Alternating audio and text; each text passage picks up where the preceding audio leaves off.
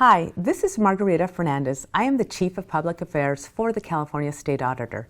Thank you for your continued interest in serving as a member of the Citizens Redistricting Commission and helping to shape California's future. The Commission has a big job to do, but it will also have the independence to decide how it will accomplish this job.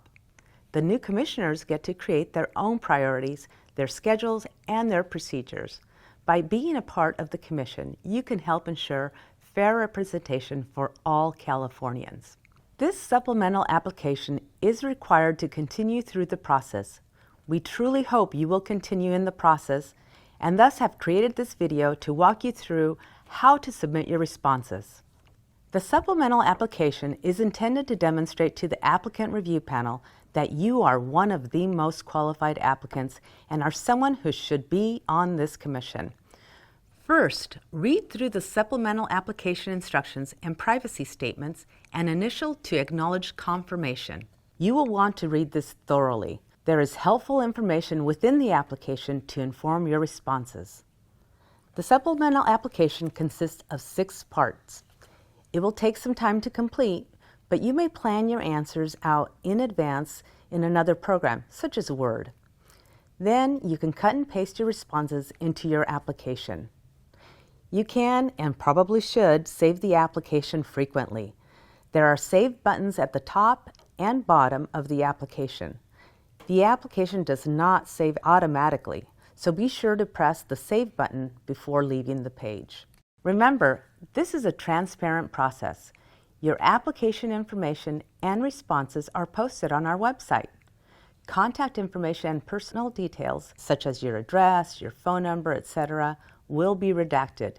Your name, essay responses, party affiliation, and other information will be public.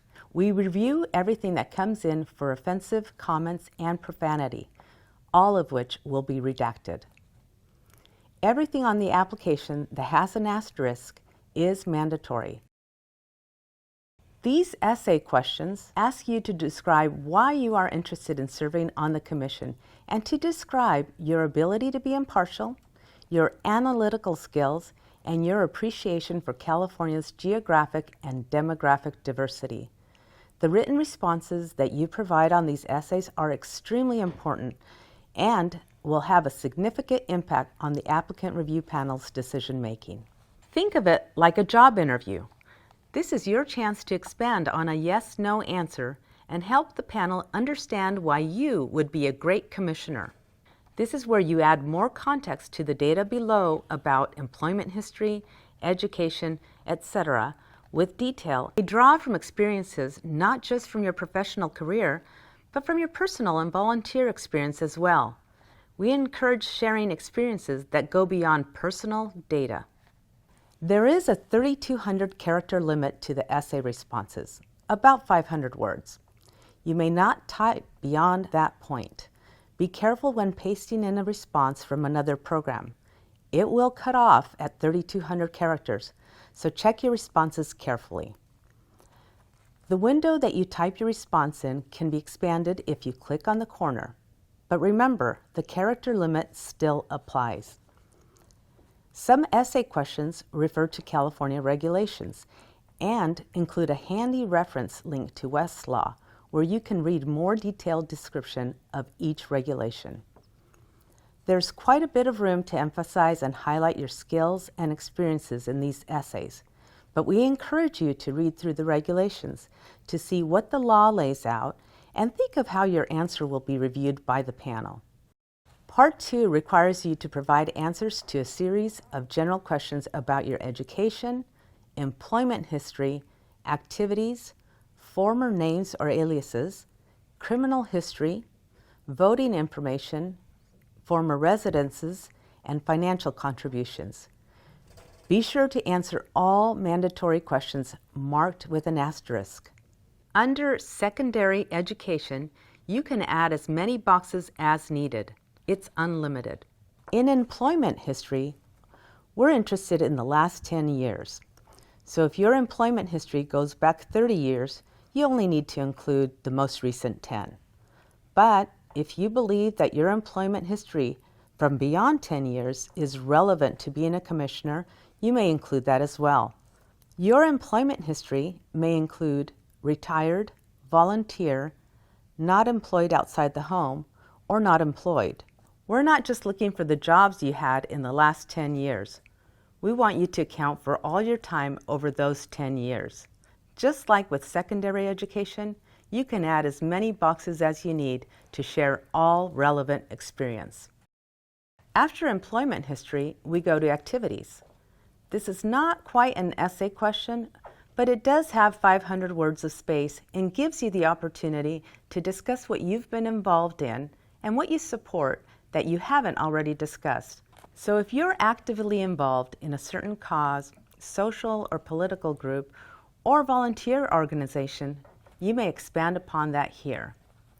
It also asks about any activities you've been involved in, perhaps civic leadership roles.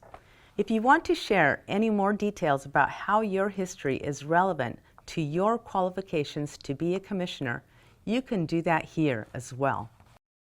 Former names and criminal history may not be relevant to many people. Just be sure to check the boxes that are mandatory and provide additional information if applicable.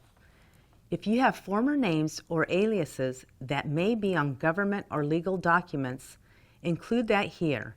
For example, a maiden versus married last name if that changed as an adult. Criminal history only applies if you were convicted of a felony by any court. It's a similar button to some of the ones we've had before, where you can add as many fields as needed. Criminal history does not eliminate someone from consideration, but it must be disclosed. Voting information is asking if you voted under a different address from your current address. You could have voted in 3 elections in California, but if you voted in a different county, we will need to know that so we can confirm the information. The Secretary of State has a website where you can look up where you were previously registered if you're unsure. There's a link to the site on shapecaliforniasfuture.auditor.ca.gov. Former residences. We're looking for the last 10 years, but nothing prior to your 18th birthday. If you have had more than one residence within the last 10 years, you will need to disclose this information in this section. You only have to list a residence if you lived there for more than 30 days. Again, you can add as many boxes as needed to provide all information. Financial contributions. We are asking for information about any contribution over $250, monetary and non-monetary, such as property, vehicles, or services, that are made to various organizations, including but not limited to professional, social, political, volunteer activities within the last 2 years. Contributions and donations extends to religious organizations but does not include union dues. Family information. Because the conflicts of interest as specified in the law extend to your bona fide family members, Part 3 requires you to respond to a series of questions about your family members, their political activities, and any other information that you believe may be relevant to your application. Family members must be listed to the best of your ability. If you haven't had contact with someone in several years, we don't expect you to hire an investigator and track them down, but you must report all information that you can reasonably access. Immediate family information must be completed, even if you do not have a bona fide family relationship. Again, there is a button to add as many as needed. It may be 1 or 2, or it could be more than 20. Whether your family member has a conflict of interest or not, you will still need to add their information here. Include anyone that fits the family listed in the drop-down menu here. Living parents, spouse, registered domestic partner, children, siblings, parents-in-law, siblings-in-law, sons, and daughters-in-law. We're looking for immediate family of you and your legal spouse or partner, if applicable. We need to know whether you have a special bona fide relationship with them, explained here. An immediate family member with a conflict of interest may not necessarily be disqualifying, but may be if you have a bona fide relationship with them. There are links here that have more legal definitions on special bona fide relationships. The last part to be filled out, other than initialing at the bottom, is the Other Relevant Material section. You may use this to add anything else you want to share that didn't fit into any of the other boxes. Again, be aware of the character limit. You may copy and paste text, but it will cut off at 3,200 characters. Letters of recommendation. Part 4 requires you to submit 3 letters of recommendation from individuals or organizations who can describe your qualifications to serve on the commission. These letters must be submitted separately from your supplemental application, and the state auditor's office must receive them by the supplemental application deadline. If we are nearing the deadline and we have not received the 3 letters, we will notify you. You may only submit 3 letters of recommendation. They will be added to your application file in the order in which they are received and may not be changed after that time. You do not add the letters of recommendation on this page, and you may submit this part of the supplemental application before the letters are provided. Online submission of the letters is preferred. You have 3 unique URLs that can be shared with the people submitting letters of recommendation. They can click on that link and fill out the information online. The links can be found in your profile page, not just here on the application.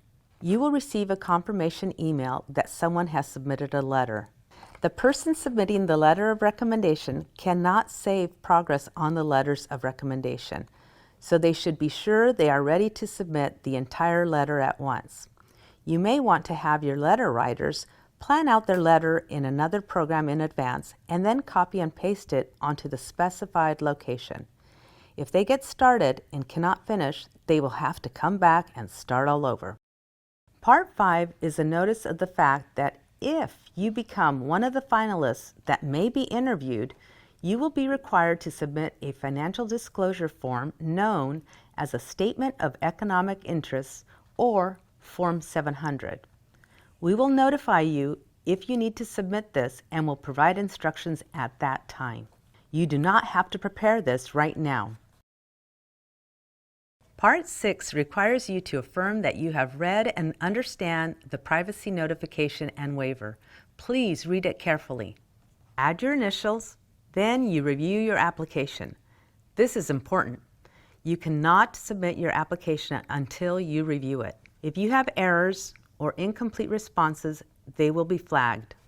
If everything looks good, you'll need to scroll all the way back to the bottom and then press Submit. You cannot submit until you have corrected any errors. It is important to note, saving does not submit your application. If you have finished everything and saved it, but haven't hit Submit, we won't receive your application. Once submitted, you cannot get back to edit your application. You can request an amendment via the site or email, but the original application is locked. You can update your name, current address, or phone number at any time on your profile on the website. What happens next? The applications will be screened for conflicts, and the applicant review panel will review the application package to ultimately identify 60 of the most qualified applicants. All decisions will be made in a public setting as they begin this process, and the meetings will be live streamed. We will email you notifications when dates and times are set for those public meetings. You will be contacted if you are selected to continue in the process or if you are eliminated from consideration. If you have additional questions, visit our FAQ section or contact us through the website. If you need technical assistance when filling out the application, contact us at shapecalifornia's-future@auditor.ca.gov or call us at 833-421-7550. We hope this information has been helpful to you, and we encourage you to continue in the process and complete your online supplemental application and submit your 3 letters of recommendation by the deadline. Through this commission, citizens like you will be able to draw the lines for congressional districts as well as a state Senate, state assembly, and state board of equalization. districts that will be used for the next 10 years. Perhaps it will be you who becomes a member of California's 2020 Citizens Redistricting Commission. Stay involved, participate, and help shape California's future.